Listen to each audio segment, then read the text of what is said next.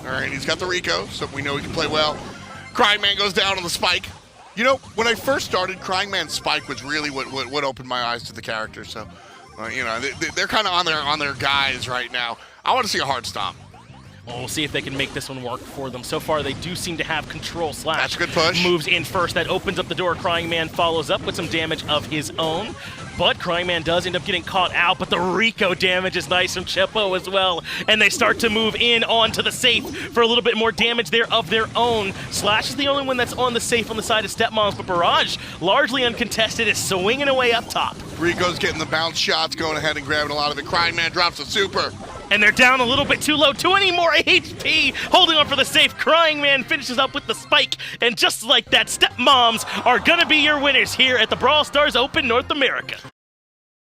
Alright, what is up, boys? Welcome back to another video. Today, it's been such a long time since I've done a video, like, especially a commentary video, dang. But yeah, if you didn't hear, the Brawl Stars World Championship was announced with a $250,000 prize pool. So yeah, pretty hype. I'm gonna compete in it, so that's why I've been posting less videos, if you noticed. Sorry, little voice crack there.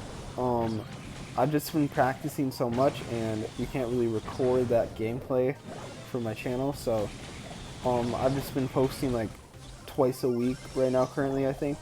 But yeah, anyways, I'm competing in this. This was the first qualifier for the World Cup, and basically the top two teams in this qualify, and we managed to get first, and there's also a prize for that, I think, so we got 600 for getting first. And this is called like the Brawl Stars NA Open, I think they called this qualifier. So yeah, we faced a ton of great teams like Tribe, Spacestation, and there's no losers bracket, so we actually wiped them out pretty early on just because like how the bracket was set up. So yeah, no offense to the final team, but I think Spacestation should have met us in the finals. So I went and recorded this gameplay because it was all super fun and intense games. So yeah, I just wanted to record the gameplay to show you guys. And if you want to see the finals, you can check out the Brawl Stars stream on Twitch. So actually, looking into this game, the first game we played was in Heist, and we actually lost the first game. But that's okay, because each map is a best of 3. And then there will be 5 different maps, and it's a best of 5. So if we win 3 maps, then we win. And each map is best of 2. So yeah, my team and I discussed why we lost this first game afterwards, and we think we just need to be better at pushing up together. And if the Daryl pushes up solo, we just all push in together and do more damage than he does. And that's going to be our strategy going into the next Heist games and how we win. So they're still running the same comp, we're still running the same comp. I'll go into like a play-by-play here. So, as Daryl, you want to go up the left side, and your teammates want to go up the middle. It's just like the best strategy for like this map for you, because if you all go up the middle, it doesn't make sense, especially if people run Jesse, you'll just all get hit. Bobby's been tapping me pretty hard this game, but that's fine. All you want to do with Daryl is stay alive and keep your teammates back. So as you can see, I was just staying alive. OG and Bobby couldn't push up. I'll just call him Danny for the rest. I think it'll be a little too confusing for people otherwise. So OG and Danny couldn't push up, and my team is just defending the Daryl with only 7%. So I like think I should roll on the Daryl just so he can't just stay there, so my teammates can push up. So I do that. I die, but that's fine because I get my roll back immediately, so I can just roll again on whoever I want. So I'm looking for a good opening here. With Daryl, it's good to use the water, like I just did there, to roll on people. This is actually a bad situation for me, since OG has a super, he manages to nail me pretty good. But I managed to stay alive, barely, and Squashy tried to pinch me there, but OG had to back up because of Jesse. I just decided to roll to give Chepo some more time to do damage to safe. And now we're in a pretty good spot, 41% to 86%. So they had a really bad start, and they're going to have to do a lot to come back from this. So Squashy's just biding his time, and I think that was a really bad super. I just used my super to make sure we minimize damage there from the Daryl. But I think that was a really bad super because he just died and his teammates couldn't push with him. So yeah, as Daryl, you kind of don't want to super in, especially when there's 2 people defending. You just kind of want to wait. And I tried to super in on the Daryl there to kill him, but obviously Bobby was ready for that. So I'm just going to try to stay alive here, which I couldn't, unfortunately, because I was surrounded by a Spike and a Brock. So it's 56% to 20%. So we're in a pretty good spot. Only 15 seconds left. There's no way they can come back from this. So all we have to do is make sure we keep them from pushing up and we don't die. So I roll on the Spike to make sure he dies because he does a lot of damage. And yeah, easy second game. And to recap why they lost that one, we decided to just, like, whenever the Daryl supered, we just leave Chepo to defend it if he was spawning, and the Daryl just kept supering in by himself. So that was good for us, and that's why we won the game. So hopping into the third match, they actually decided to copy our comp, which is really interesting because I thought they were actually doing pretty well with Spike. And I think they would have had a better chance if they went with Spike, because we've been playing this comp for the last 2 matches. So I think we have a little more experience there. So actually there, I accidentally bounced a couple Jesse shots. I think only one hits my teammates, but that pushes them back, so that's bad. As Daryl, you kind of want to not bounce Jesse shots, so they get a really good start because of that, and we get demolished at the start here. But there's still room to come back. It's only 56%, and on this map, it's, especially with this comp, why I love this comp, it's really easy to just, once you get control, just keep control the entire time, which is what they're doing, as you can see. But Crying manages to nail Bobby, backs him up, so we can start getting mid control, but Crying unfortunately dies. So what I do with Daryl here is, I'm just flashing my super, you know, I'm keeping 2 of them back. Bobby can't really do anything on the right side. So as my teammates keep dying, I'm just keeping them all back. So as Daryl, make sure you can just save your roll and just don't roll, and it's really good. As soon as I see the Daryl use his roll, I go in. And it's way easier now because they don't have a Spike for me to go in on the safe. So as you can see, I stay alive a lot longer than I was against Spike. So the Daryl rolls in, and that's bad, but I decided to just roll up and distract the 2 of them again. And the biggest thing with Daryl on this map also is staying alive. If you stay alive longer than your opponent's Daryl, you will win the game, I think. So we both went in. We did more damage actually. And as you can see, Chepo just decides to ignore the Daryl, which is what we talked about, because we're just doing so much damage, and he saw that we were spawning, so he just let us defend that. And now it's 13% to 15, but we're all pushing up, so they're in a really bad spot. They need to defend this, but Chepo's still alive, and just like that, we win the first set. So that was the first set heist. Let's hop into the second set.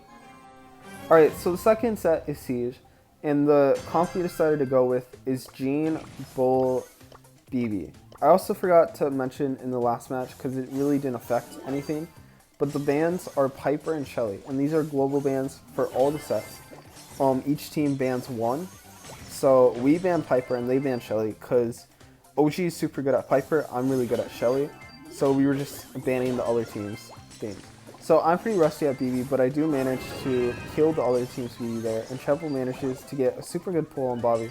Unfortunately, OG is able to clean up and get 1 of the bolts, but we managed to get 1.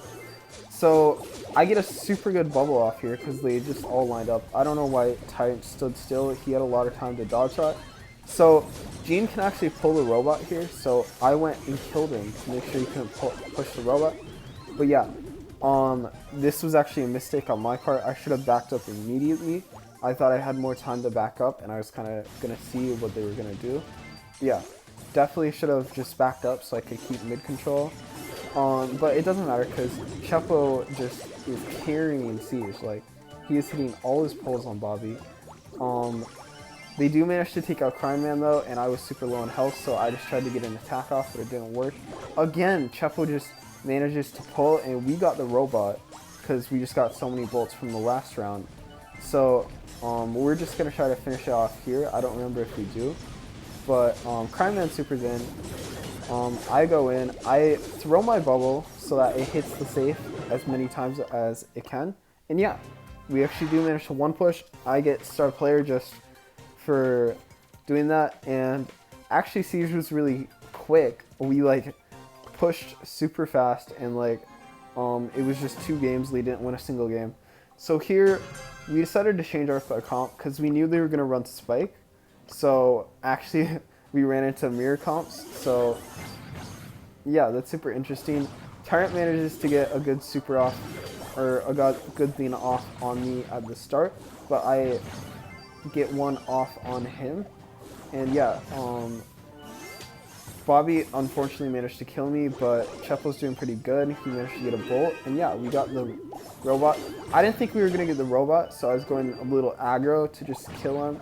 Because if they got the robot, it didn't matter if I died, because I just spawned with full health to defend the robot. But I didn't actually think we were going to get the robot since I lost the first exchange, and I wasn't looking at the bolt count.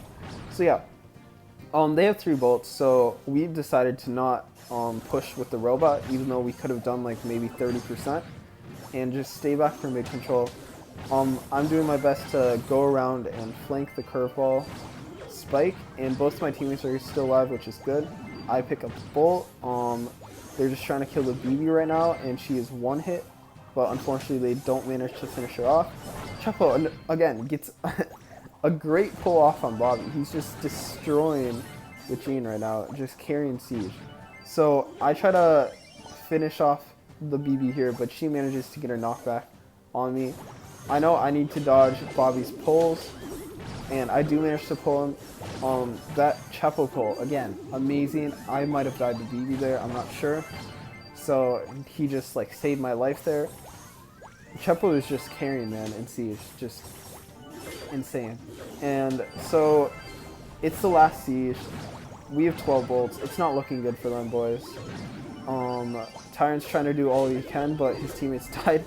My knockback knocks him into the Ike turret's range, which is unfortunate for it. So yeah, they're still trying, but of course, it's too late. 19-9, and that is the Siege set, and that is 2 sets down. Of course, we would BM here, but if they actually manage to defend this and BB gets a bubble on our safe, they could win. So we're just going to play it safe. And now we can BM. You can see we're glitch walking. So yeah, that is the second set. Let's hop into the third set. Alright, so the third set is in Bounty, Snake Prairie.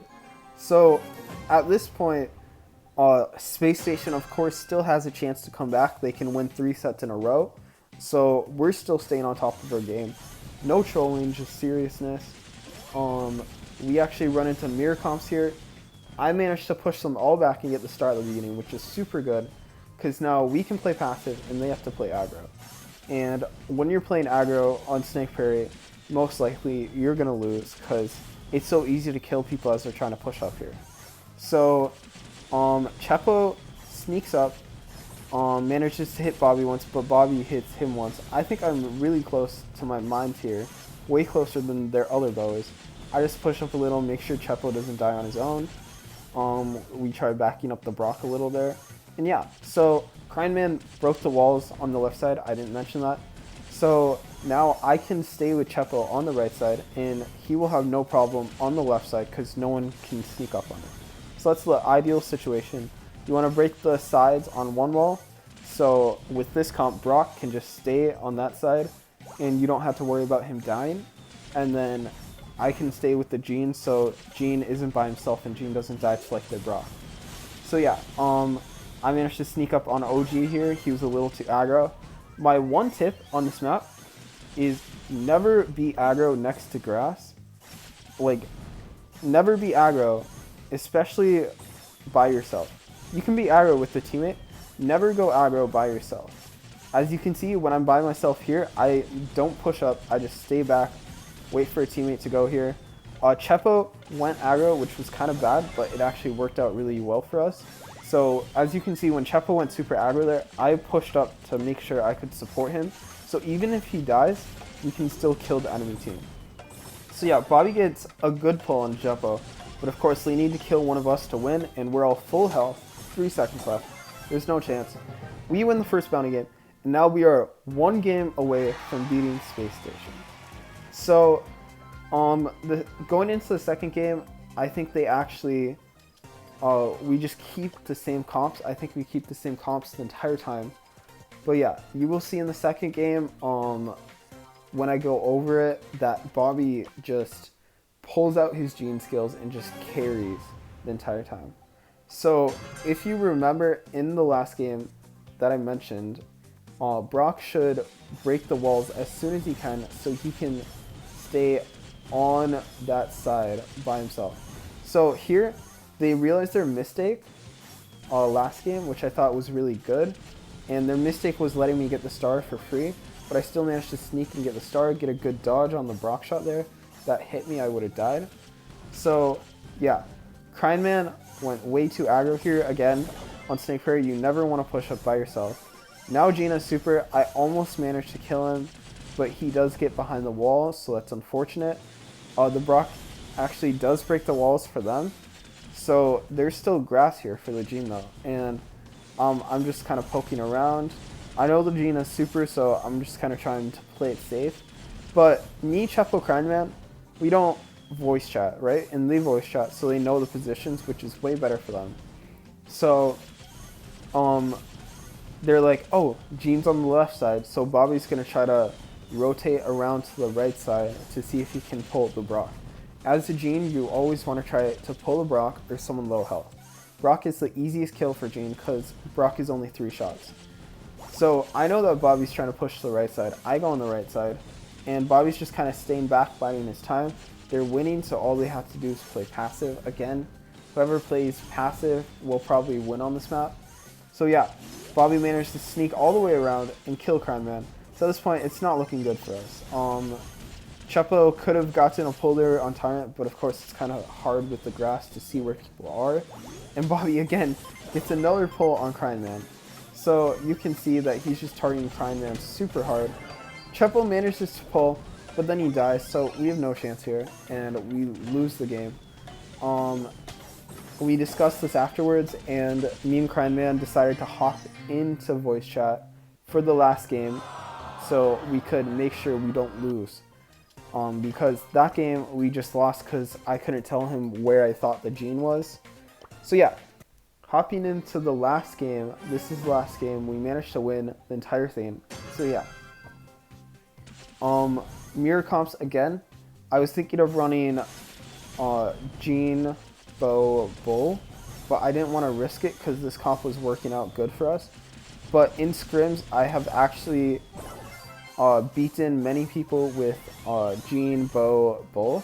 So that is also a comp we could run if this comp wasn't working. But I think we were playing a little better than them with this comp, so we just wanted to keep it. And obviously, we got the first star at the beginning. They didn't manage to contest it very well. And we got the first kill. So again, on this map, you never want to push up by yourself.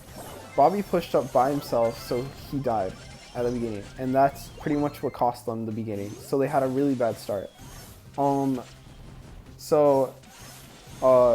has 4 stars here. We want to make sure he doesn't die. I'm just poking around trying to get my mines so I can put them down so they can't push up. Chepo's doing a good job of poking to get his super again. Crying Man actually was destroying OG, and Chepo just goes in to finish him off.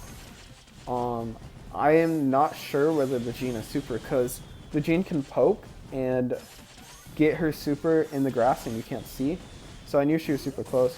Chepo misses a pull on Bobby there. I poked Bobby a little. Bobby also misses his pull, so OG does get a good super on Crying Man. So it's kind of a reset. They have to kind of kill me and Chepo and one other person to win. So we're just keeping that in mind, and if we keep Chepo alive, we should win the game. There's only 20 seconds left. So I knew the Brock was there, and I told Crying Man to push up in VC, and that was super good, so he was able to sneak on him and kill him. So now it's 13-8. They have to kill me and Chepo to come back. There's no way. Chepo gets a good pull, and that is the set. And we managed to sweep Spacestation, although they were super close games. And yeah, this video is super long, so thank you guys for watching if you made it this far, and I will catch you guys later.